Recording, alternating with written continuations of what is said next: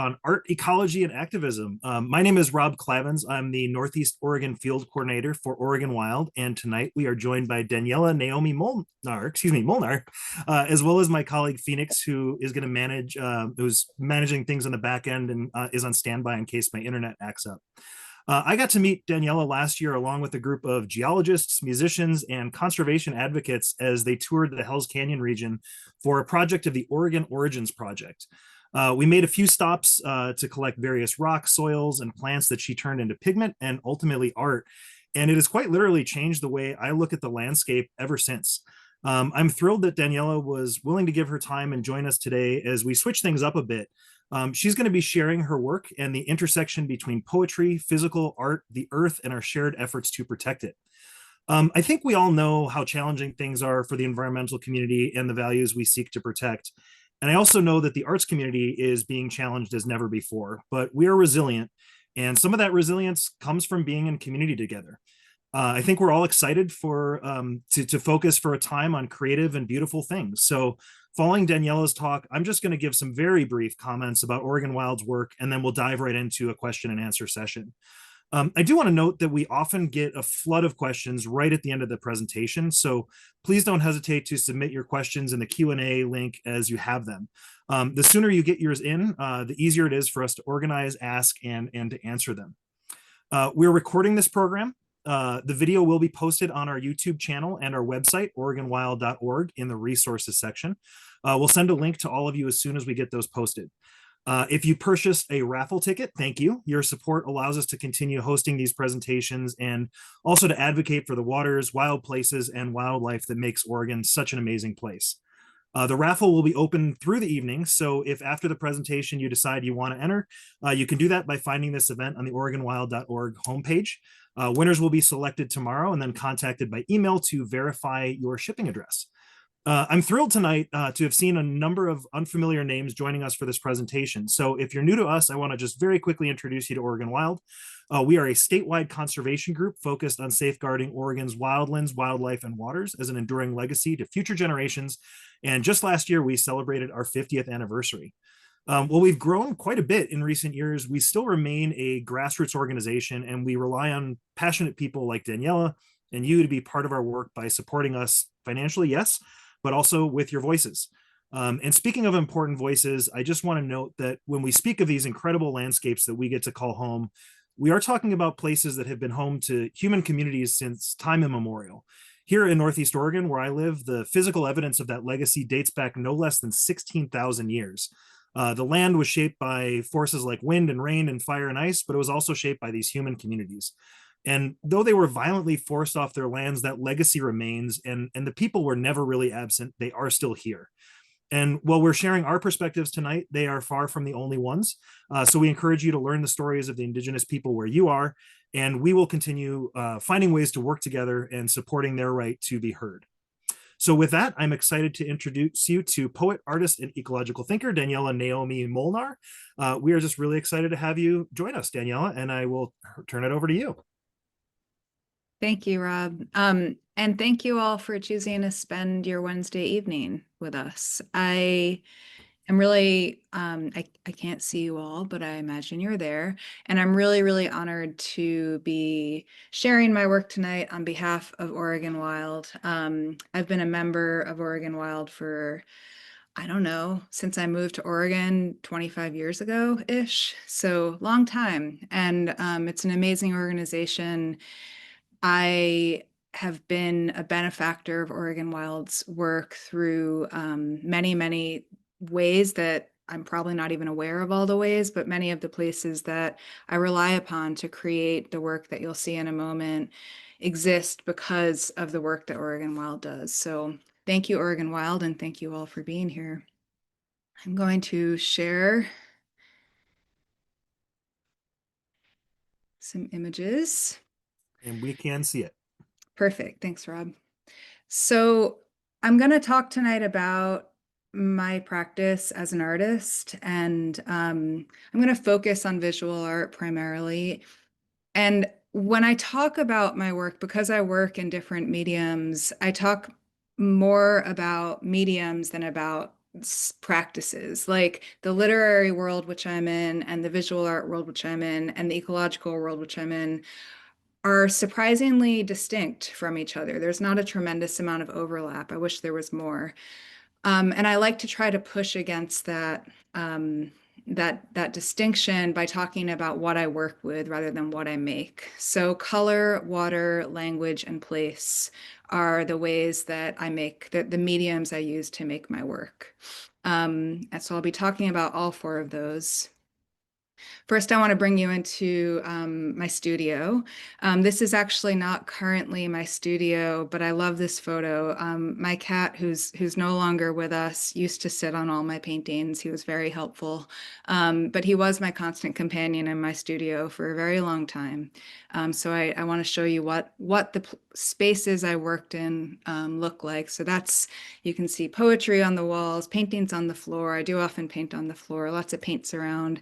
And then this is my current studio, and I'm upstairs. There's a little writing nook above that studio. So I think people are often very curious about what studios look like and where artists work. So I just want to share a glimpse of where I am with you. I'm in Portland, in Northwest Portland, near Forest Park.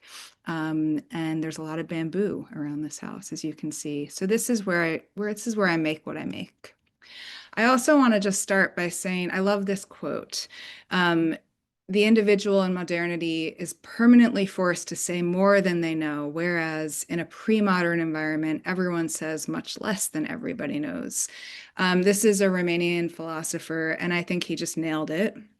I understand why I make what I make and what I make more than I did 5, 10, 20 years ago, but I think we don't really understand what we're making usually, artists, that is. I think we figure it out long after the fact. So I can talk about what I'm making, but I also just want to give you all the caveat that there's a lot I don't know on a day-to-day basis, and that actually plays into my work, I think, in a constructive way, and plays into ecological thinking in a constructive way. I'll talk a bit more about that as we go. So I'm going to start with color because color is primary to my practice. But first, I'm going to take us back in time. This is me at 19, 20. I just graduated college. That's Clover the dog. She hung out with me on the long trail in Vermont where I was a ridge runner. Um, and I loved this job. My job was to hike for 10 days at a time and talk to people and maintain the composting toilets, which was a little less glamorous. But I really loved being out in the wilderness, out on the trail. And I was always focused primarily on these wild places. And I wasn't ever sure how my this drive that I had to make art related to this drive that I had to be in wild places. I had graduated at this point with an undergraduate degree that was primarily environmental studies with a little bit of art. I didn't go to art school. So I had this idea of what I wanted to do to merge these two passions, but I didn't know how to merge them. And these were the questions. These are the questions that are in the description of this talk. And these were the questions that were really, kind of the way they do for young people, just really kind of berating me, like keeping me going, but also really challenging me on a daily basis. I didn't understand how to bring these two loves together. And the art world that I knew of seemed to have nothing to do with the conservation and activism worlds that I knew of. So I stumbled upon, in the midst of all this, historical artist, and some contemporary artist. Maria Sibia Marian was the first historical artist that I stumbled upon, who is a scientific illustrator, essentially. She was active in the late 1600s, and she lived in ways that were really, really rare for a woman of her time.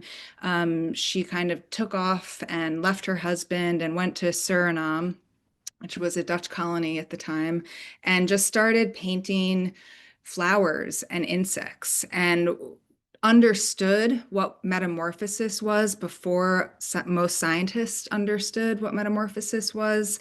And she understood this not because she was trained in science, but because she looked really closely. She observed really closely. And she just became, I became obsessed with her and learned everything I could about her. And her art is stunning, yes, but what what made me so interested in her was the ways that she was contributing to the understanding of nature at her time through art. And then I started to discover artists that are more contemporary. Cornelia Hess-Honegger is one. She's an artist who I think is in the, in the footsteps of Maria Sibylla Merian, also a scientific illustrator. And these are insects that she documented in the wake of Chernobyl. So scientists were sort of more politicians were sort of trying to cover up the full impacts of Chernobyl. And again, she used her skills as an artist to see, to just be like, no, this is what's happening. These insects are beautiful, but they're also suffering from mutations that shouldn't exist. And she created these images that are both simultaneously gorgeous to look at and horrifying in what they're documenting. So they are, in my mind, a really effective form of activism because they're sort of seductive in their beauty, and yet they're showing us something that we really need to know. Jacqueline McBain is another artist who piqued my interest. Again, really, really close attention to detail. Anna Kamner, another contemporary artist who was looking at scientific and ecological themes. Walton Ford. So these artists, over time, it took me many years to figure this out, but over time, I decided, okay, I think the way I can bring these two things together is to become a scientific illustrator. So I did that. I went to a wonderful graduate program at UC Santa Cruz where I was making work that looked like this. It was all based on really close observation of moths, of flowers, of phalarope or albatross skulls. Phalarope wings is what we saw earlier. And that was really rewarding. I loved that work. And it led me to first an internship, which turned into a job at Scientific American magazine. And these are some of the articles that I was art directing for Scientific American magazine. It was really fascinating and rewarding work, and I loved working with scientists. And I did feel like I was contributing to the environmental activism that I wanted to be contributing to, but I also felt like I wasn't really living out what I wanted to live out creatively. I felt kind of too constrained by the life that I was in. So this work was in New York City, and I decided I really wanted to move back to Portland, and I decided I really wanted to try my hand at being an artist, not an illustrator, not an art director. And I didn't quite know how to go about that, but I knew what I wanted. So when I moved back to Portland, I started making work that looked like this. And this is a painting from 2013. You can see in it that I'll show you some detail images, really, really close observation. I'm definitely using my scientific illustration skills here to like render things with obsessive detail, which I love doing. But you can also see hints of abstraction in the background. This is another piece which is in the same style. And I'm really fascinated here with where representation ends and abstraction begins, where abstraction ends and representation begins. And you can also see that I'm fascinated with color. These images are just super color saturated. And at this point, I was just using color out of tubes and just really thinking about the emotional impact of color. And this was the work I was making for a few years. It looked like that. And then one day I had this shift, this like kind of dramatic change into a different style of work. And that sparked the New Earth series. So I was in a lecture by a glaciologist, and it was like a May afternoon, and I was inside and I didn't want to be inside. And frankly, I was sort of daydreaming and I wasn't paying complete attention to what he was saying. I was in this lecture because I was starting a program at the Pacific Northwest College of Art focused on the intersection of art and ecology. I'd been teaching there for several years, and I was trying to start this program, which eventually became a reality. But I was preparing to teach a class on climate change, which was going to be the core of that program. So I was attending this lecture as a form of, learning so I could teach. And I was learning a lot, but at that point I was daydreaming. What was happening on the screen when I was daydreaming was this image or something akin to this image. It might not have been exactly this, but it was a image that was showing what the Elliott Glacier, which is on Mount Hood, looked like, in 1901 or historically, and then what it looked like contemporarily. And I saw that image and something clicked in my brain where aesthetically I was fascinated by the shape of what was no longer there. I was, of course, horrified by what was no longer there. It's an enormous loss, but I was also really captivated just from an aesthetic perspective by the shape that I was seeing. And so that moment turned into this series, which began in 2017. This is the first piece in the New Earth series. And you can see at the top here, the Elliott Glacier. So that is the shape of what is gone from Elliott Glacier. So every shape in these paintings is the shape of a different glacier and of what's been lost from that glacier. And I started out bioregionally. So all of the first like 10 paintings or so are all paintings of the Cascades and glaciers in the Cascades that are shapes of what's been lost, shapes of loss. So I'm using NASA satellite images primarily at this point, and I'm focused on, I was straying from the scientific background that I had been trained in to think less about the conveying the science and more about conveying the emotional and embodied experience of the science. And this was important to me because I wanted to bring into the cultural conversation a space in which we could just feel what was going on, just feel that loss, because it's not, we get so much information, and I think the information is absolutely vital, but I think we also need a space in which to just feel that loss and not try to do anything with the information and not be pummeled with more information. And I also very intentionally wanted to make these images beautiful. So I'm just going to go back up here for a moment. If you think back to the Maria Subia Marian and the other images I showed, I wasn't looking to hurt the viewer again with more difficult images. These aren't polar bears drowning, very intentionally. I wanted to create something that was a aesthetically pleasurable experience while conveying information that might be really challenging, or emotions, and making space for challenging emotions. So this short clip is going to explain a little bit of how I find these shapes. That's the shape of loss. So I have these two NASA images. This is Columbia Glacier up in the Canadian Rockies in 1986. And this is the glacier in 2014. It's like a scab was ripped off, or like skin was ripped off, and that is the wound.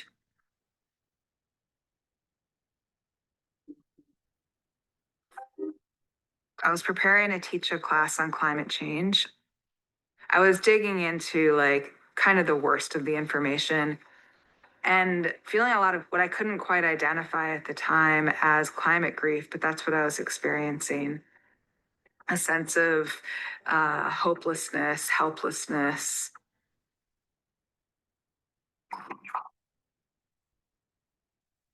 I sort of paint with the water first, and then I drop those pigment mixtures into the water, and you'll see it's kind of dramatic.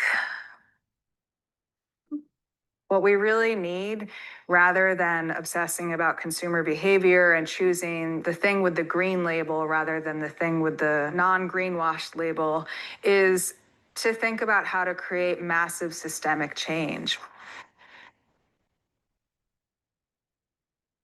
It gives more gesture to the shapes, so the heavier pigments are going to settle into those cuts. Okay, so I think that does a good job of showing how I find those images. You can see here, oops, we skipped a slide. You can see here one of the NASA images I was using of Arctic sea ice, and then this is the shape that I used in the paintings. This is a shape from Mount Hood glaciers, 1907 to 2023, and this is actually new data from some scientists I'm collaborating with currently, and I'll talk more about that in a moment. But I just wanted to show you a few representative images from this series. There's many in the series. You all have seen this one. It was on the poster. I won't show them all, but they are all on my website if you want to spend more time with them. But you can see that they're diverse in composition, but they do all share the same origin of how these shapes are being found and how I'm trying to convey this very intentionally a kind of mishmash of different shapes that are not going to convey information, but convey feeling. This is a photo I just adore. This is Rebecca Solnit, who's one of my heroes, sitting below two of the New Earth paintings. So, you know, this to me was just like, okay, I've arrived at some sort of moment. And I wanted to just touch briefly on this because this is a current collaboration. This series has wound down for me. I've moved on to other things, which I'll talk about in a moment. But I ended up through this series interacting with many scientists who are doing amazing work. And that illustration at the top is like a throwback to scientific illustration that I did many years ago. It feels like a previous self, a previous life. But Anders Carlson reached out to me.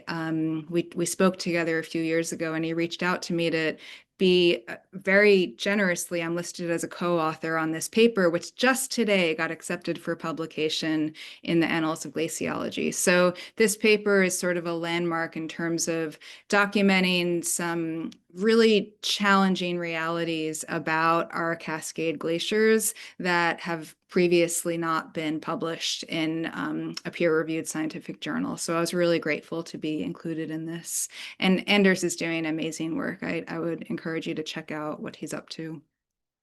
So in those paintings that you've seen, towards like the middle of the series, the colors start to look a little different. And that's because I started to make my own paints. I started to forage pigments from these places that I was representing as often as possible. Some of them are places I've never been, so I couldn't do that.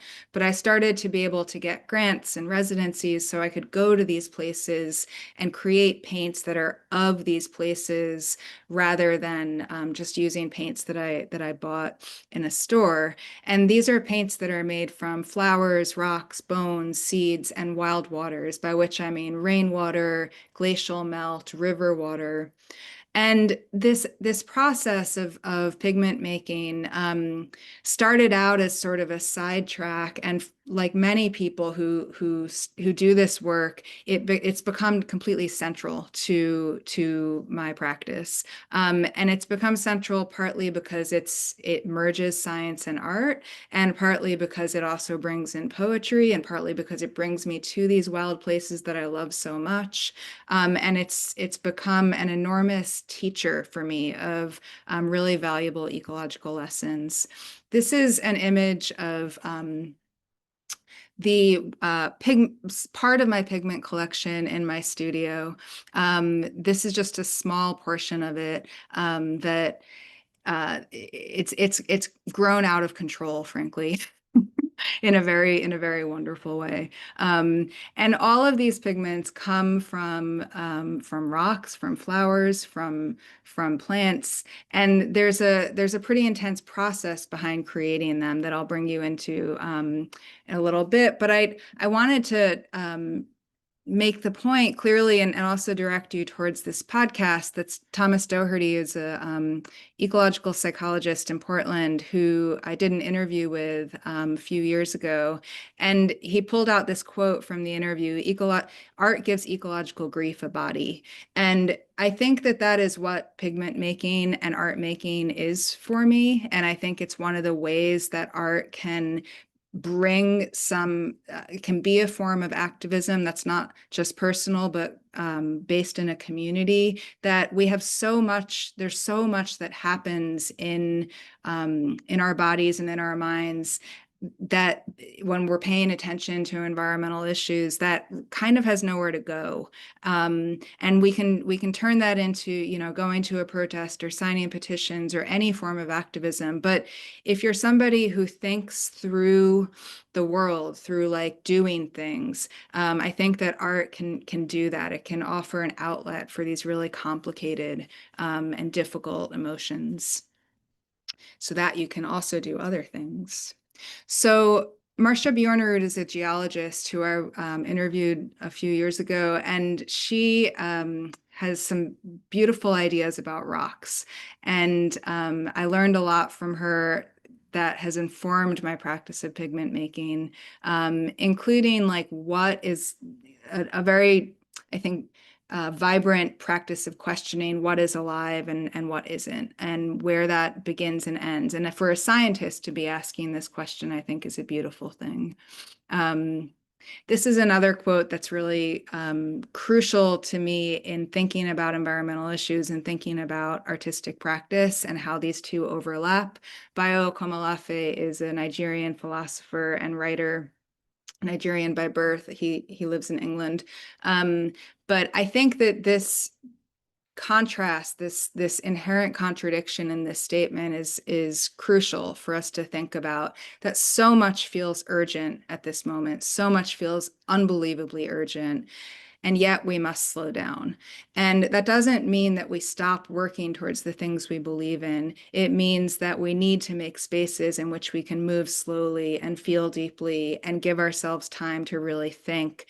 And when we're just going, we ultimately work against ourselves. And that has certainly been the case for me, and a key lesson that I've learned from pigment work and art making.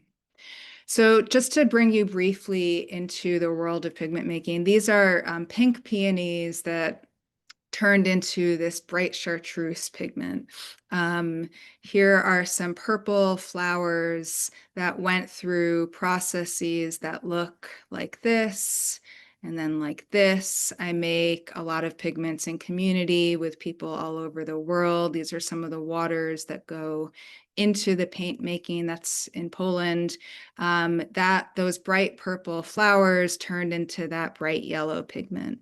And then you can see a swatch of paint on the end there that is made with water from that river. One more example of the ways that pigments are inherently full of change and touch on the shiftiness and the ways that color conveys an aliveness of the world. This is white top, which is a pretty horrific invasive plant. And a lot of pigment workers are also concerned with environmental and social issues. So sometimes we very intentionally harvest like tons of things like white top, invasive plants, and then turn them into paint. White top, that's called waste stream pigment making. White top became that gorgeous gold pigment. And I'll bring you briefly into the creation of one of my favorite pigments, which is bone black. This is one of the glaciers I was able to hang out with a few years ago in Alaska. And I collected some bones from that area, wildlife bones of pre-deceased animals, not animals I had killed or injured in any way. But I brought these bones into my backyard in Portland. I cut them into little pieces. I put them in cookie tins. I burned them in a fire in my backyard. My neighbors love me. Here's after many hours, the 4 to 5 hours of burning. There are the cookie tins. You remove them, open them up, and you get this gorgeous silvery black carbonized bone, which I then ground into a fine powder and included in one of the New Earth paintings that conveys the glacier loss of that glacier in Alaska that you saw just earlier. So this is a short video of that painting. This is towards the end of the New Earth series.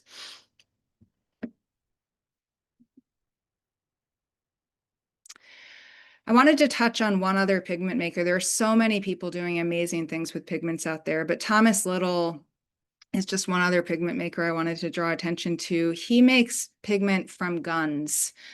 He dissolves the ferrous parts, the iron-based parts of handguns to make iron-based inks. And he makes these beautiful little jars, writing ink made from guns. He took a trip in 2024 around to many places that had experienced mass shootings and made paintings of them using his inks. He sold the inks out of his van. And then he gave a lot of inks away to artists. And this is Christina Kwan's work with Thomas Little's pigments and inks. So it's a real ecosystem of connection in the world of pigment making. And I think of it, you know, social and ecological issues are so interlinked in ways that that are sometimes not visible or difficult to track. And this is one world in which they're certainly merging in a very real way.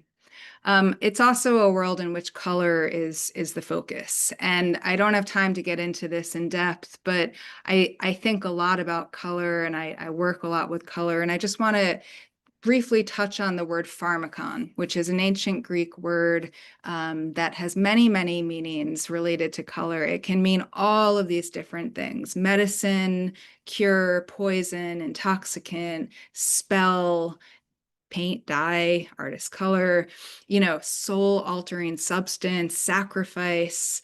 And I love this word and its multiple definitions because I think it touches on what creative practice can offer us, not just what color can offer us, but what creative practice can offer us. It can be all of these things at once, and it certainly has been for me.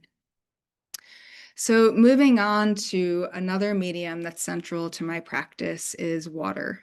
And water is obviously central to so many environmental issues as well. All water has a perfect memory and is forever trying to get back to where it was. This is a guiding quote for me about water from the brilliant writer Toni Morrison. And what the memory repudiates controls the human being. What one does not remember dictates who one loves or fails to love. James Baldwin, another brilliant writer. I think a lot about water and memory and the memory that water carries. And I don't, you know, I won't go deeply into the poetics of that thinking tonight, just in the interest of time, but it shows up a lot in my work in very practical and visible ways, actually. And I'll just share a few images in which I think it's, which you can see it. Echo Zero Stone is a series of paintings that began in 2022.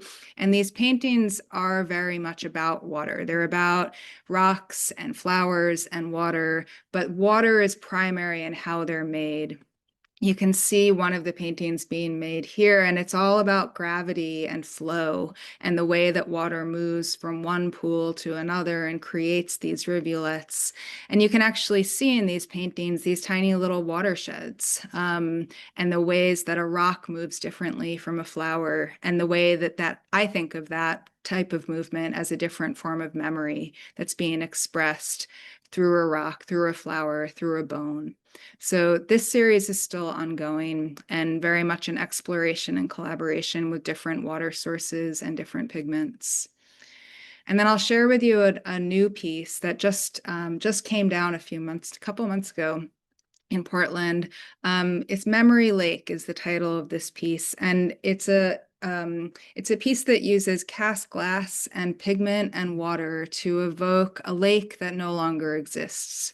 So Guild's Lake is one of many water bodies in the Portland region that has been buried, drained and buried. There are also many creeks that have been buried. And so we're in pretty much any city in the world, we are moving around on a day-to-day basis above buried water bodies. And this piece is part of a show that was thinking about the spot that used to be Gilds Lake. And we were commissioned as artists to make work that responded to the place. So my response to this place was to try to recreate the lake metaphorically. You can see water dripping down through these cast glass pieces and landing on a painting below. And on that painting, which I'll show you in a moment, the lake is being recreated, obviously not being recreated at scale, but being recreated in a metaphorical form. Here's a detail of the cast glass pieces. Here's the painting that's hanging below the dripping water, and the water just continued to pool here over the course of the installation. Those are rocks from Balch Creek, which used to feed into this lake. That's a close-up of pigment and water dripping from the cast glass and then landing on the painting that's looking up at the cast glass. The first factory that was built in this place that used to be a lake was a tin can factory. It's an industrial area now in Northwest Portland. And so that's why that tin can, which looks kind of incongruous, is up there. I wanted it to look incongruous. And the tin can is holding this water from Balch Creek and rainwater and pigment that was made from the place, made of the place, that is then dripping down and creating that painting. Here are some vials of the many pigments that I foraged from the place on a piece of cast glass. And then here's a view of the cast glass, the pigments, and the painting in progress. And you can see some of the materials that I used here to make those pigments. So these are all plants and creatures that would have existed near this lake or still do exist near what used to be a lake. So I'm not going to talk much about language just out of time tonight, but I will tell you that I write poems and I write essays, and it's actually a huge part of my practice. And this is a very embarrassing picture of me as a, I don't know, 9, 10-year-old. And I'm playing the flute. And I'm showing you this because I think a lot of the origins of what I do with language actually stems from music. I studied the flute for many, I guess, a couple decades or longer. And then I decided, based on my mom's very good advice, that I needed to kind of focus and not try to do everything at once. So I no longer play the flute, but I do think that memory of music shows up, and the many hours of practicing music shows up in the writing that I do. Writing for me is like visual art, a way to respond to the world. It is a wonderfully absurd practice that I is central to my work. Here's some of my books, and I have a book coming out in October, a year from this month, that is written in collaboration with glaciers. So a lot of the paintings that you saw that are also collaborations with glaciers, there are poems written alongside those paintings, which will show up in this book next year. I'm very excited about that. This book contains a portion of the glacier poems. This is called The Glacier is a Being, that will appear next year in that book. So lastly, I'm just going to talk about place, and place is the primary medium in all my art. I'm sure you've seen that, and all of these mediums overlap in ways that are really inextricable. But I think about place in a particular way in relation to my art, and I think about it in a way that I think lends an ecological vision to everything that I make. I think of this place as a shared, interdependent vision made of matter and memory, and that this matter and memory is being reimagined. It's always being recreated and reimagined by all of its inhabitants, human, other than human. And my work is really, as an artist and as an activist, an ongoing inquiry into how I can make that better. How can this place be better? Whether it's a wilderness or a city, how can this place be better? The series Desire Lines is a series that started many years ago, and it refers to these lines that lead most expediently from one place to another. So we see them very often in cities, cutting across things, well-intentioned obstacles such as this one.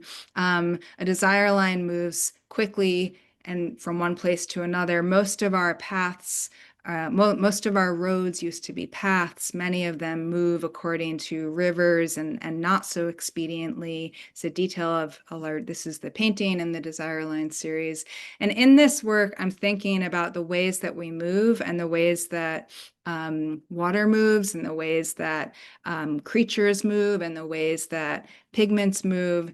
And I'm actually sort of coordinating the movement between these pieces. It's similar to the Echo Zero stone paintings that you saw earlier, but these even more so are really thinking about explicitly about connection and movement and how things either connect or resist each other. Certain pigments just won't combine in a painting. I find it fascinating. So a lot of this is about what can I bring into communication and what will resist communication. And when a bone touches a flower, certain things will happen. And when a flower touches a rock, different things will happen, and so on.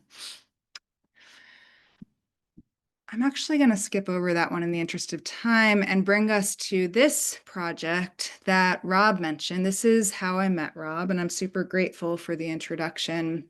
Exotic Terrains was part of the Oregon Origins project, and this was a project that brought artists from all over Oregon to different places in Oregon to think about the geological origins of the place and how those geological origins are still sort of playing out in the ecological realities that exist today, and in the social realities as well. So these are all colors that were made in one outing, one day, in Hell's Canyon with geologists, composers, musicians, Rob. And these are flowers, rocks, stones. This is a bag of malachite that we found along a road cut, driving along the Hell's Canyon road. That's Ian in the background, Ian Meddens, who's a geologist who was with us, and he's very excited, as you can see, about having found some Mazama ash in that cut there. I'm in the foreground also picking up some ash. There's Rob and I and Ian, and we're walking towards this gorgeous wall of ochre. Ochre is one of the most predominant rock pigments. So this was an amazing day of pigment foraging and learning and sharing different versions of what a place can be and how we see places differently. And that all converged in my studio in the form of pigment making. And you're seeing some of that process here. Here's some of the pigments in process. And then the work that came out of this, this is one painting that came out of this. The work is called Exotic Terrains because what you're seeing in this painting is these massive land masses that moved across the Pacific Ocean. And over time, over many eons, geologic time, deep time, slammed into the West Coast and sort of accreted along the coast to create the coast that we have now. That repeated collision is also what created places like Hell's Canyon. So this is a portrait of deep time using pigments from Hell's Canyon, which is one of the places where that deep time is so explicitly visible. You can kind of just see it in any road cut, any point in Hell's Canyon. You can just see the ways that it was shaped and the ways that the river has shaped it ongoingly. These are just detail images of that painting. And then I was thinking too about when these masses slammed into the edge of the continent, they split. Some of them went above the continental mass, some of them went below. So this is me thinking about that sort of splitting going on, and the ways that some of the energy went up and some went down. Thinking too here about rivers. You can see the way I'm sort of recreating rivers. This is another piece thinking about splitting, but thinking predominantly about the explosion of life that occurred in this place. So this one's almost exclusively made with plants, and I'm thinking about the ways that plants came out of these rocks, and the way that water shaped these plants and rocks to be what they are today.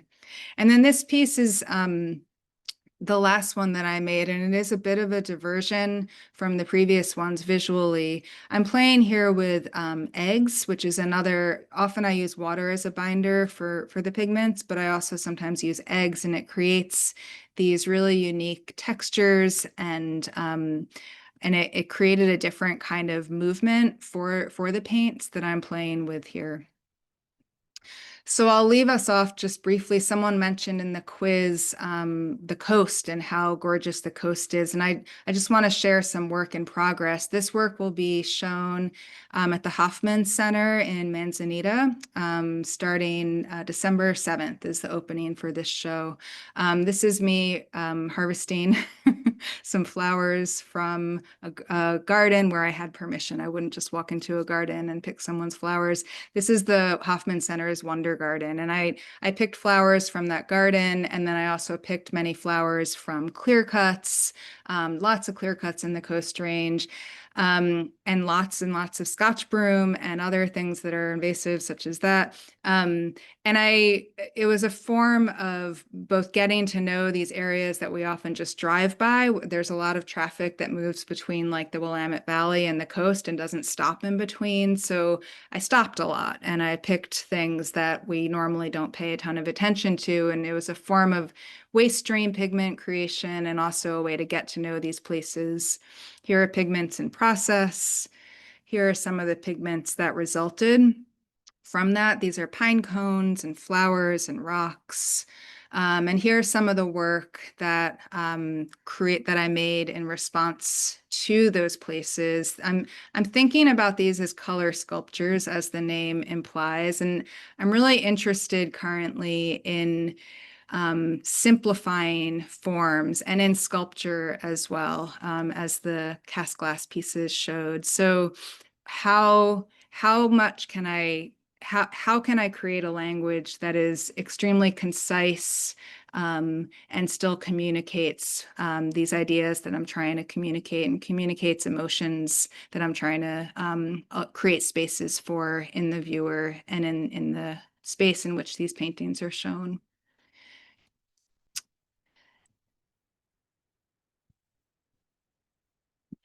So these are paintings that are currently in my studio in progress. And I will leave off with that image. And I'm curious where our questions might bring us. And thank you for listening.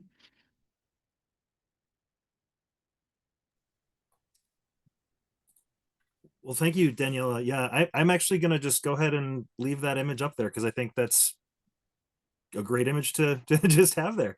Okay. So let me just make sure I have all my things in order. But yeah, well, yeah, that was really riveting. I appreciate it. I should note that I saw Anders' name in the attendee list. So congratulations Oh, to both of great. you. Good. Yeah, on the publication of that paper. And then also, yeah, in a small world kind of deal, I was actually lucky to have Marcia Bjornrud as a professor in my, Oh, no way. yeah, it was my intro to environmental studies course at Lawrence University, which is a school, you don't hear a lot about here in Oregon. And I can confirm she's a very, very cool woman. That's great. Um, Love yeah, so that. I think when I saw your art in the past, I always assumed it was fully abstract. So really interesting to see how it's both literal and abstract.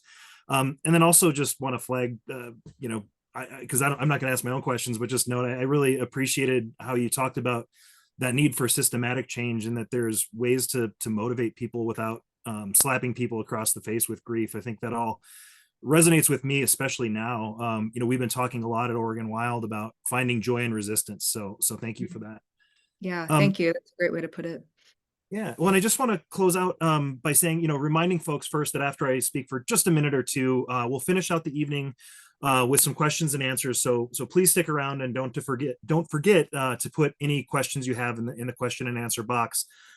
Phoenix is working through those right now. But first, I just want to briefly encourage folks to use their voices for wildlife, for functioning forests, the clean, cold water of our state.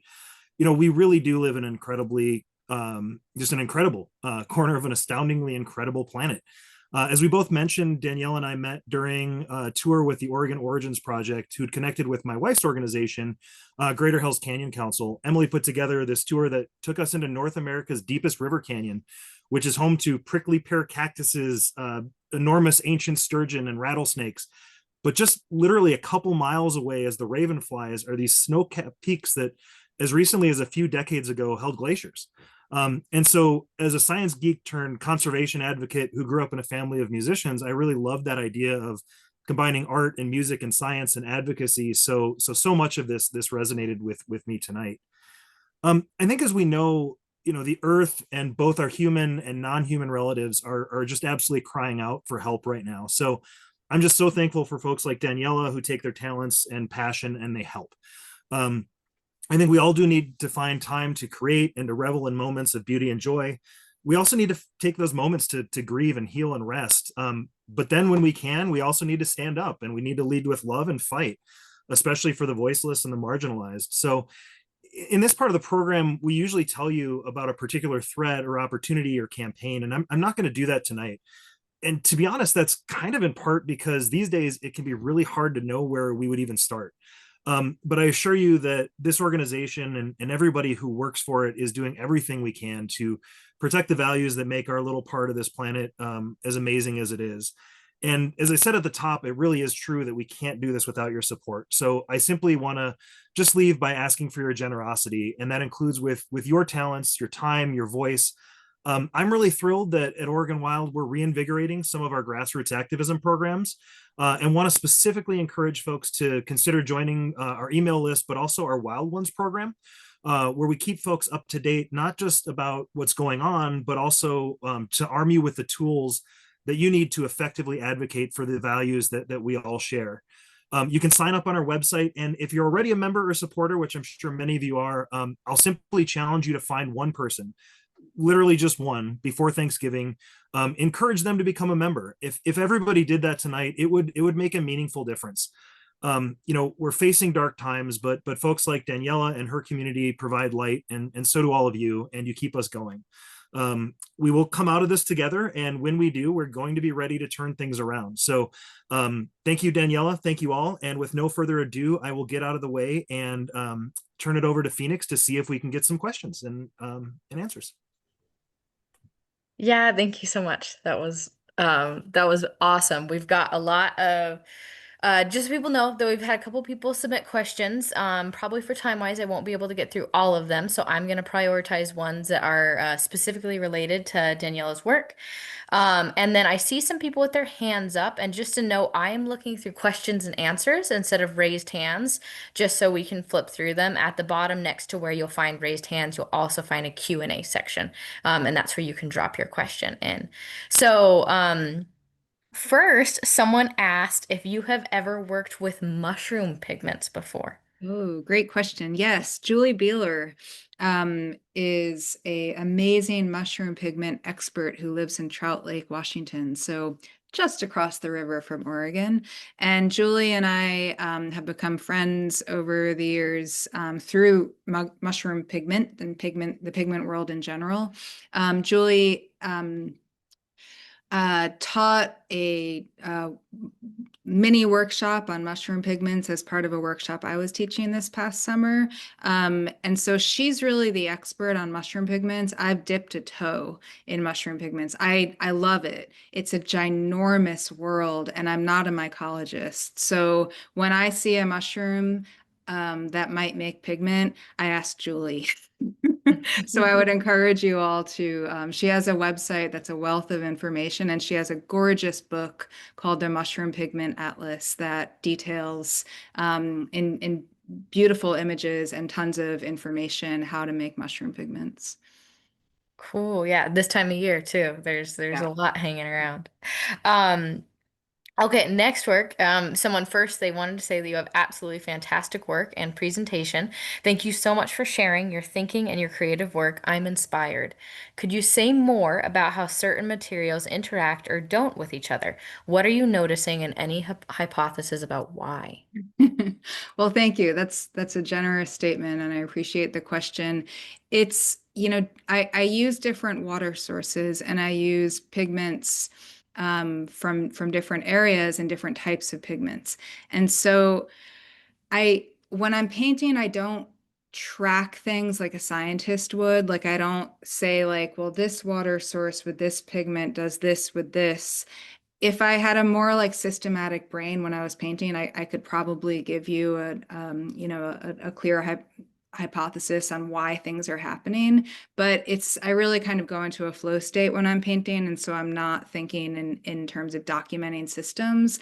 But I can say that, when I use rainwater, it has a really different quality than lake water, for instance, and it will carry the pigment quite differently. I've spent a lot of time over the last several years in the desert, and desert waters uh, they have a different quality than waters from the Cascades. And then pigments like bone pigments. Well, the heaviest type of pigments is rock pigments, so maybe I'll start there. Just molecularly, they're the heaviest. And then at the other end of this scale, there's synthetic pigments, which are super, super light. So if you put a synthetic pigment, which I wouldn't make myself, but a synthetic pigment that you buy from a store in conversation with a rock pigment, the rock will completely override the synthetic pigment.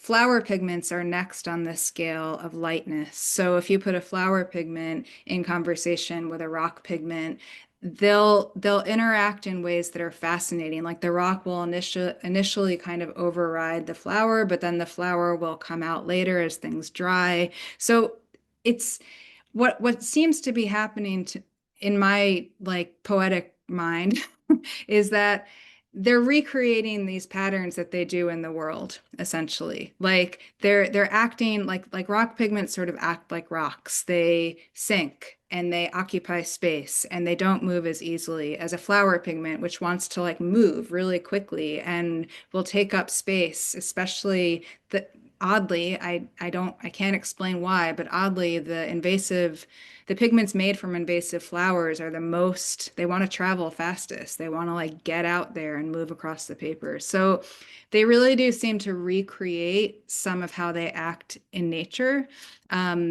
Bone pigments are a whole other world that I don't have time to talk about, but they also move in very particular ways, and they seem to move differently. Like a bone pigment from a mammal will move differently than a bone pigment from bird bones, for example. It's wild. Wow, that is that is so cool. I like that's really cool. I got chills a little bit. So the next question was actually about flower pigments. Okay. So that's a cool tie-in. First they say, Daniela, your presentation is a feast for the creative mind. How long does it take to make a simple flower-based pigment? Yeah, so the process I was showing you images of is called laking.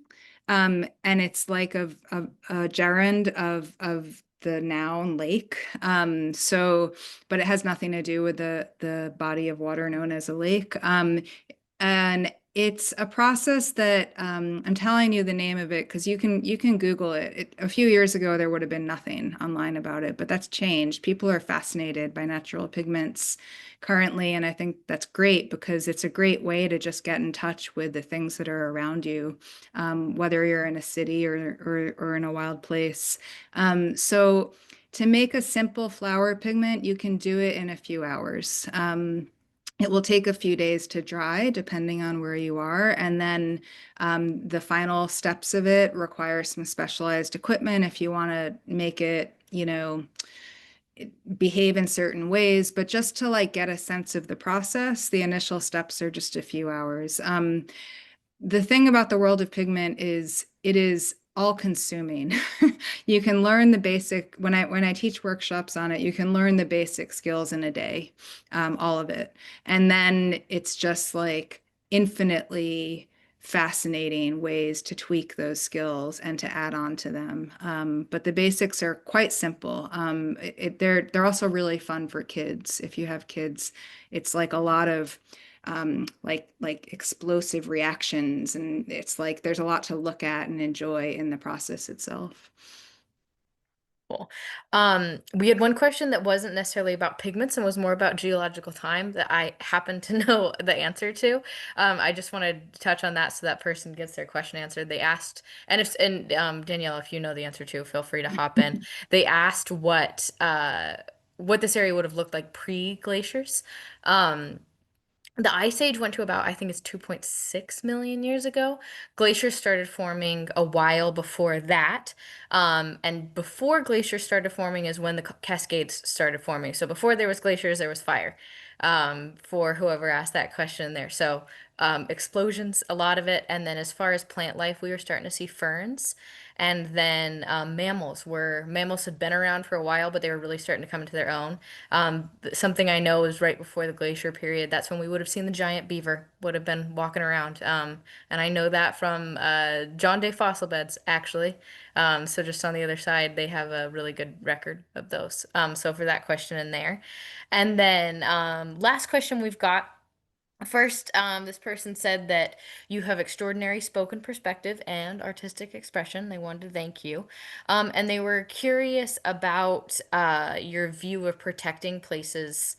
And so this gets into a little bit more of your philosophy and less of your art. I'm just going to read there verbatim, and you can kind of talk about what it brings up for you. Your view, does your view of protecting these places we love only include a notion of no touch, or does it include an interpretation of how we can actively influence these results on natural resources? So a Yeah, little thanks. bit more waning philosophical, but Yeah, I'm happy to end there. It's a great question. I am firmly in the camp of what I've heard called anthro-inclusivity, of thinking about humans as part of nature. I think that we are in a state of the world as a whole is in a state in which there isn't a place that exists that has not been touched by humans. And that is it doesn't mean that wildness doesn't exist, but it means that what wildness is has changed. And so I think that that might be a troubling or difficult reality to absorb, but I've spent most of my adult life coming to terms with that, partly through making art and learning to think about ways that humans can be forces of good. Like a lot of what I think about is how can we how can we be part of things in a way that doesn't destroy things? And I see art as a form of sort of it's not activism and like other forms. It's a way to change culture. And whether people look at my paintings or anyone's paintings or any art at all, over time, art changes culture and it filters from what people don't, the avant-garde that often doesn't get a lot of attention. Somehow it always seems to filter into pop culture. And when it filters into pop culture, it changes the world. It really does, because what changes the world is what people love, what people care about. So I think that finding ways to be more deeply immersed in loving the world, however that manifests for you, is actually a really critical form of activism. And it's what I try to do every day. yeah, I love that. It makes me, Terry Tempest Williams has a good note on the fact that a lot of people have a hard time thinking of positive interactions between humans and the Yeah, environment. yeah. And that sort of, it erases a lot of indigenous history Mhm. of the way people have been interacting with the environment and that are part of the environment for time immemorial. So, um, also, Mark left a really good note here that I think would be a good one to end on. Not really a question, but just he mentions how plein air art from and in the parks is a great example of the overlap of art, ecology, and activism, which I think ties into what you were just saying. It's just, yeah, such a great example of how we can love a place. Yeah, Absolutely. Yeah. Okay, well, I would like to say that there are more questions that were submitted, but as I flip through of them, all of them are just thanking you. There's several that are, so they're not really questions, but there are several statements of thanking and saying that they loved your art and that it was very inspiring. So for all of you that said that, we'll be sending up a follow-up email with this recording, as well as some additional resources. I'll be linking to Daniela's website so you guys can check out her art a little bit more. And just as a social media person, I have to plug, if this has inspired you to make art and you feel inspired to post it, tag us in it. We would love to see it and share your work on our story. Yeah. Rob, I'll toss it to you for closing notes if you have any. Oh, I really don't have anything. I think that was a great way to end. Thank you so much, Daniela. Thanks to everybody for taking time out of your evening. And yeah, I think gratitude is a great place to leave it. So thank you. Thank you Okay, all. good night, everybody. Good night.